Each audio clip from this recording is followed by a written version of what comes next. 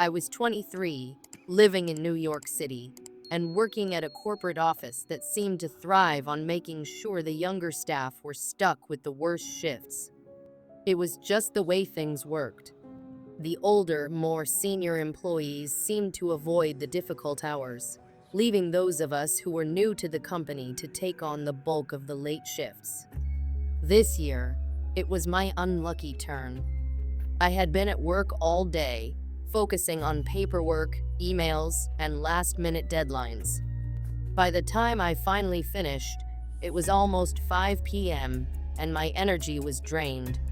My family had already left an hour earlier for my cousin's house, and I was left behind, missing out on the festive cheer that would have lifted my spirits. The thought of missing the dinner, the laughter, the shared memories of the season made me feel isolated, but I had no choice.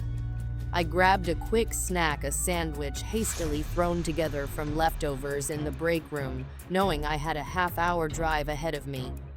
The roads would be clear, but I had no idea the night would soon turn into something far more dangerous. I set my cousin's address into my phone and gathered my things, walking out of the office and into the cold evening air. The city felt more oppressive tonight, the towering buildings casting long shadows across the streets. As I drove, I kept my eyes on the road, trying to focus on the route. The clock read 5:30 when I started, and it was well into the early evening by the time I reached my cousin's place around 6 o'clock.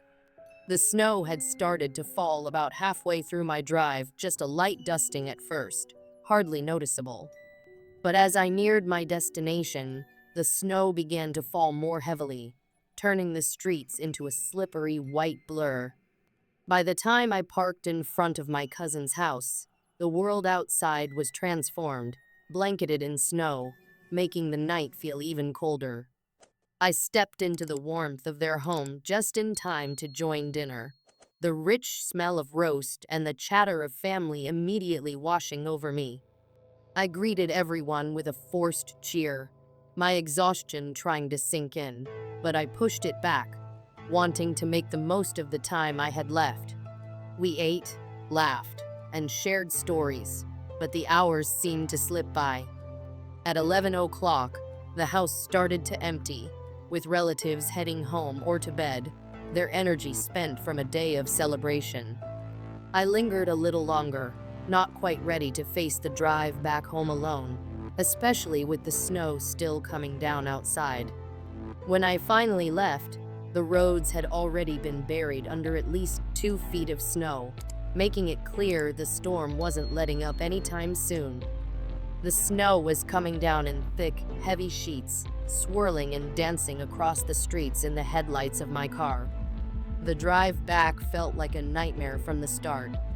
The roads were barely plowed, and I was creeping along at under 20 miles per hour, trying to make out the lines in the road. At this hour, there was no one else on the road. Everyone else had been smart enough to head home before the snowstorm intensified, leaving me alone on this treacherous journey.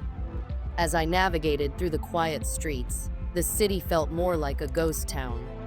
The usual hustle and bustle of late-night drivers and city noise were replaced by an eerie stillness. The further I went, the more isolated it felt. I was completely alone. My car's headlights barely pierced the darkness ahead, the snowflakes clinging to the windshield and obscuring my view. Eventually, I turned onto a main road, one that would normally be bustling with cars, with bright lights from shops and street lamps guiding the way. But tonight, it was completely deserted. Not a single car in sight, not even a flicker of light from any of the stores that usually lined the road. The silence was deafening, almost oppressive. I kept my grip tight on the steering wheel, the only sound being the crunch of tires on snow. And then I saw it. A car parked on the side of the road, its exhaust sending a plume of smoke into the frigid air, the taillights glowing a blood-red way that reflected eerily off the snow-covered ground. I slowed down, my curiosity piqued. Maybe it was a stranded driver, someone who needed help. I figured I was probably the only one out here crazy enough to be driving in these conditions, and I felt a sense of duty to stop and help if I could. As I pulled up behind the car, I noticed a man standing next to it. His figure was barely visible in the swirling snow, but he was waving his hand in the air, his movements jerky and erratic, almost as if trying to get my attention. I slowed to a stop, instinctively rolling down the window to offer a quick greeting. The man approached immediately, barely giving me time to react. He was of average build, maybe 5'10", 180 pounds, and he moved with an urgency that felt wrong. His face was obscured by the shadows, but his voice was clear and demanding as he asked if I knew anything about fixing an engine. I hesitated for a moment, then told him I wasn't much of a mechanic, but before I could say anything else, he assured me it was fine, his voice insistent. Without giving me much of a chance to ask further questions, the man went to the trunk of his car and popped it open. He told me to wait by it, which I thought was strange, but I did as he asked, standing there in the freezing cold, confused and uncomfortable, trying to figure out what was going on. Then I heard him open the hood of his car. I couldn't see what he was doing. His body was blocking my view, and the snowstorm was making everything more difficult to see. I braced myself against the trunk, feeling the wind bite at my exposed skin, the cold seeping into my bones. Suddenly, I heard a sound that made my heart skip a beat. Quick, aggressive footsteps crunched through the snow behind me. Before I could even turn around, I was shoved violently into the trunk of his car. The force of the shove caught me off guard, and the cold, metallic scent of the trunk filled my nose. I panicked, struggling to move, to get a grip, to free myself. The man tried to slam the trunk shut, but I fought back, kicking my feet up in resistance. The trunk didn't close. I was still able to push it open enough to escape. My heart was pounding in my chest, adrenaline coursing through me. I quickly scrambled out, gasping for breath, my mind racing. I didn't know if he had a weapon, or if he was going to try something else, but I wasn't about to find out. In that split second, I grabbed my keys. As he lunged at me again, I drove the sharp edge of my house key into his neck. His scream was deafening, echoing through the empty street. I didn't think twice. I jumped into my car, slamming the door shut behind me, and floored the gas pedal. I didn't stop, not until I was a few miles down the road. My hands were still trembling on the wheel as I quickly dialed 911. I reported the incident, giving them my location and as many details as I could manage, my mind still reeling from the shock of it all. I turned around after a few minutes, heading back toward the scene. When I arrived, the flashing blue and red lights of the police cars lit up the snow-covered street. The sound of sirens was a relief, a sign that help had arrived. The police had the man subdued by the time the ambulance arrived, and I watched the scene unfold from a safe distance. It was the most satisfying moment of my life, knowing I'd made it out, knowing that the man wouldn't be able to harm anyone else. The drive home was quiet. The snowstorm had settled, and the world outside felt as if nothing had happened. But inside, I was shaken. My hands still trembled as I made my way through the front door, finally safe. I told my family everything, trying to put the pieces of the night together. But even now, I couldn't shake the feeling that this was the most horrific thing I'd ever experienced. It wasn't just the terror of the encounter, it was the realization that the world could turn on you in an instant. That danger could be lurking in the most unexpected places, even on the most peaceful of nights. I was 18, working the closing shift at CVS on Christmas Eve, one of the loneliest shifts I could remember. The store was quiet, the type of eerie calm that felt unsettling. I had always hated working nights, especially holidays, but my parents insisted I stick with the job. It wasn't glamorous, but it was money, and they were adamant that I learn the value of hard work. The CVS was located on a quiet corner, 5 miles from my house, at the dead end of a street. During the day, it was busy with customers rushing in and out, but at night, it was dead silent. A place people just passed by on their way to more exciting destinations. The shift started at 4 o'clock, and for the first few hours, things were busier than usual, probably because people were grabbing last-minute gifts or supplies before heading to family gatherings.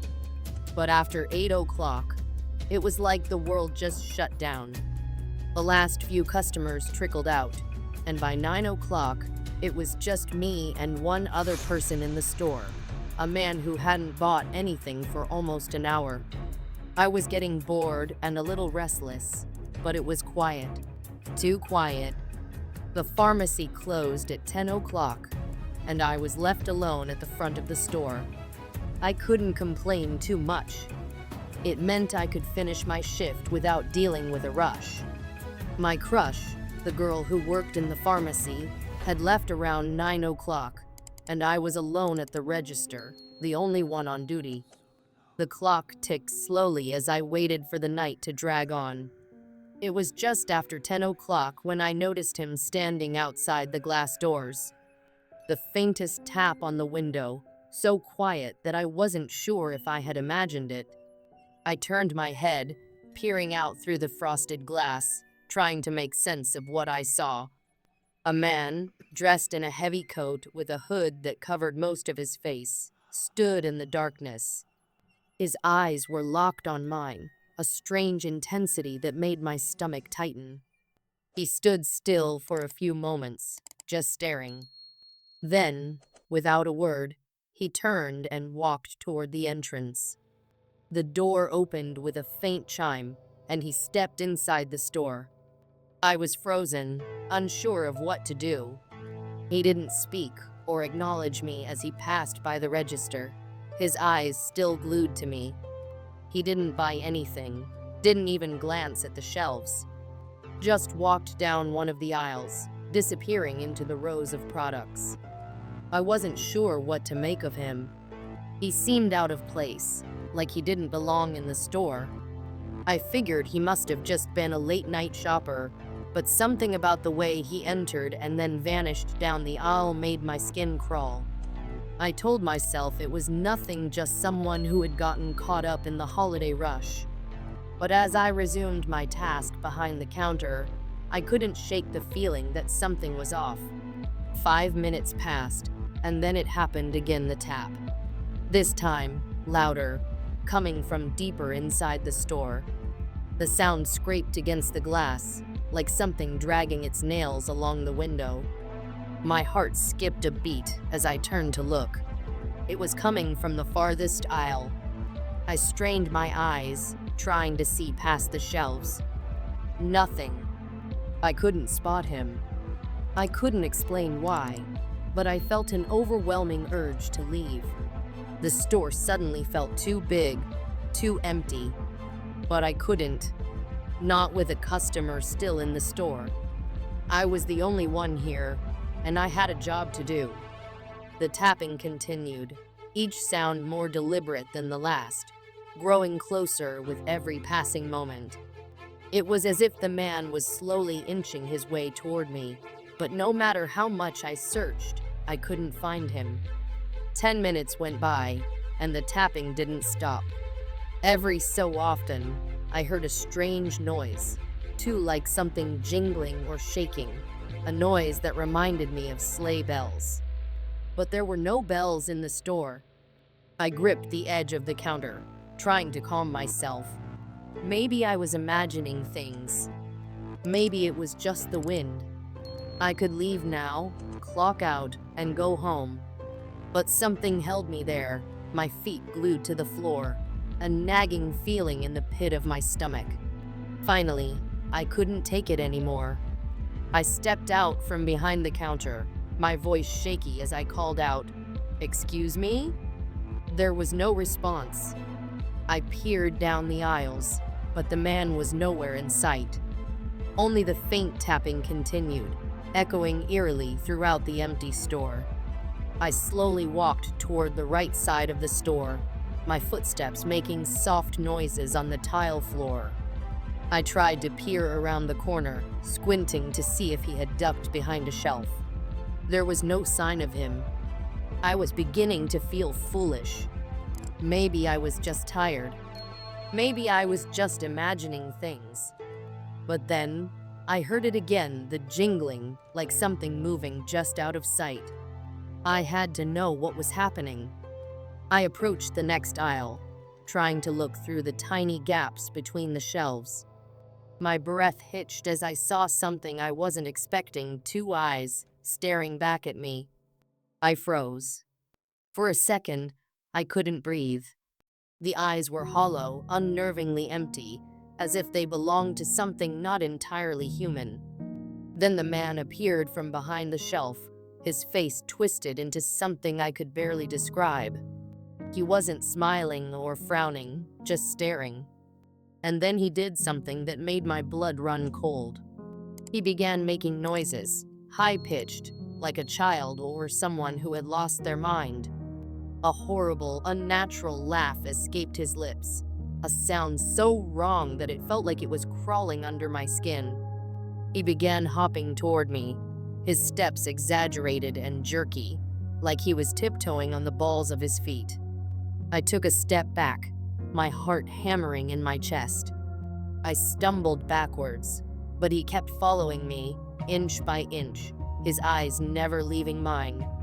The laughter continued, high and shrill, sending shivers down my spine. When I reached the front of the store, I could feel the cold air from the automatic doors as they swung open and closed, a reminder that I was trapped here. I glanced back, and that's when I saw it. His expression had changed. No longer playful, no longer amused, his eyes burned with anger. Pure malice radiated from him, and for the first time that night, I felt the full weight of fear. Without thinking, I bolted. I sprinted for the front door, heart pounding, legs trembling, desperate to escape. Just as I reached the door, I heard him. The sound of his feet pounding behind me. No longer hopping, no longer tiptoeing. He was running, full force, like a man possessed. I reached the door and slammed it open, stumbling outside into the cold night air. I didn't stop. I ran around to the back of the store, my breath coming in short, panicked gasps. I slipped through the unlocked back door, slamming it shut behind me, my hands shaking as I locked it. I didn't dare look back. I didn't care if he was still chasing me. I was done. I ran to the front, locked the doors, and grabbed my phone. I dialed my manager's number, barely able to speak through my terror. He was awake and listening, telling me to stay calm, that he would take care of everything. But I didn't feel calm. I could hear the tapping again inside the store, coming from the other side of the door. It was faint at first, then grew louder, more insistent, as if someone was testing the lock. I didn't wait another second. I grabbed my purse, ran to my car, and sped home, never looking back. Once I was safe in my house, I called my manager again. He assured me the police were on their way. They investigated the store the next day, but nothing seemed to be missing. No signs of forced entry, no trace of the man. Just an empty, cold store on Christmas Day. But for me, Christmas would never feel the same again. I never returned to that CVS. Never heard from my manager again.